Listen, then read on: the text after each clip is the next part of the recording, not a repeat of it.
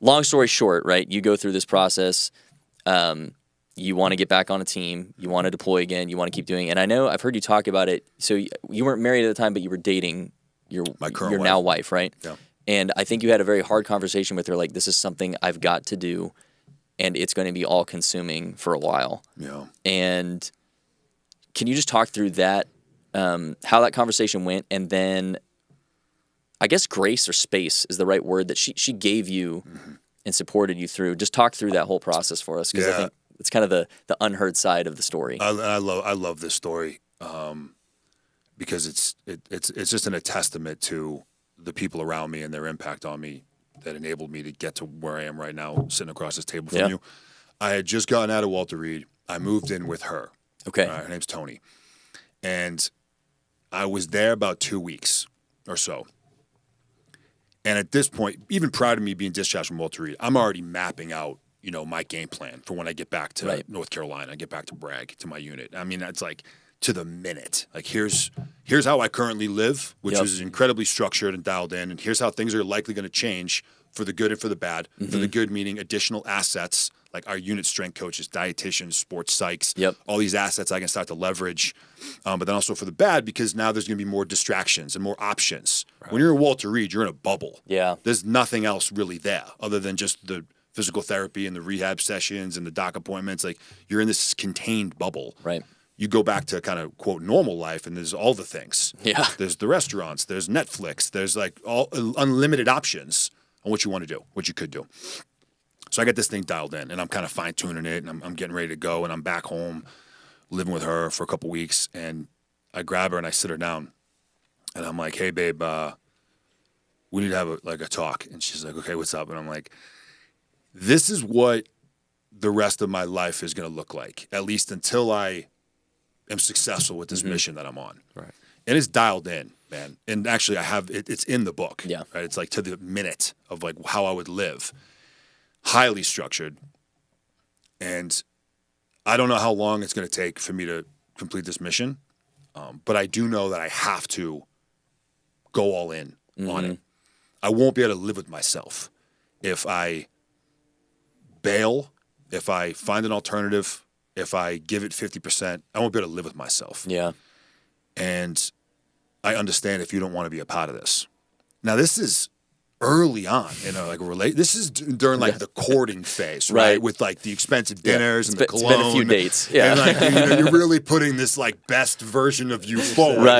Right. Which eventually may slowly kind of deteriorate. But this is where we're at in our relationship. Right. So I'm at like, I don't want to say rock bottom, but I'm in a whole different place than that.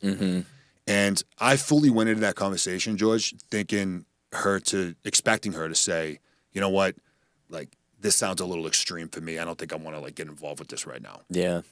That was what my expected result. And I could see our future. I knew that what we had was real. I could see the kids and the dogs and the white picket fence and like the things we have now. I could see it then. I knew it was real. But I also knew that I had to do this. And I was willing to sacrifice that beautiful potential future for this, which was really hard to do.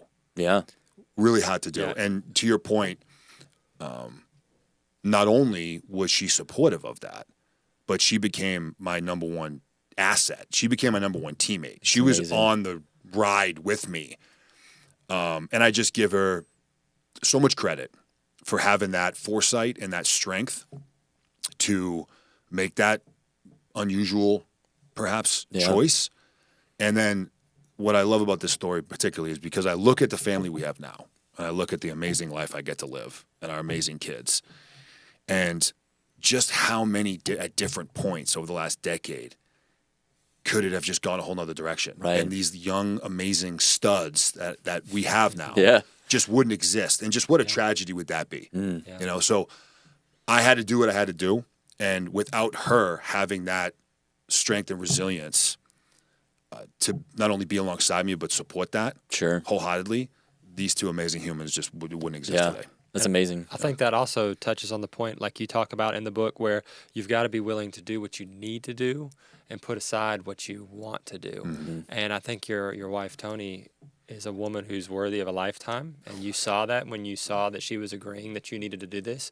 And she agreed with that mindset. And I think that's such an important thing that we have to find in our wives when we're looking for them. And you've clearly found it. So my question for that is, how much more did you excel because you knew you had somebody in your corner like her?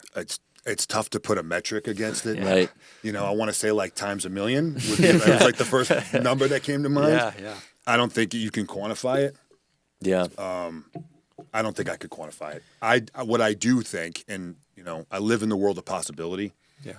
I do think that it would have been extremely unlikely for me to have been successful and achieve that desired end state without her.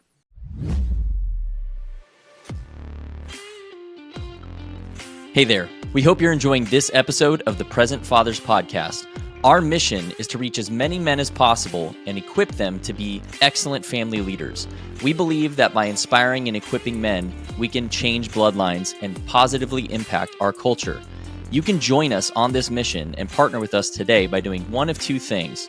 First, go to your favorite podcast platform, whether that's YouTube videos or Apple or Spotify, Google, etc., and leave us a review.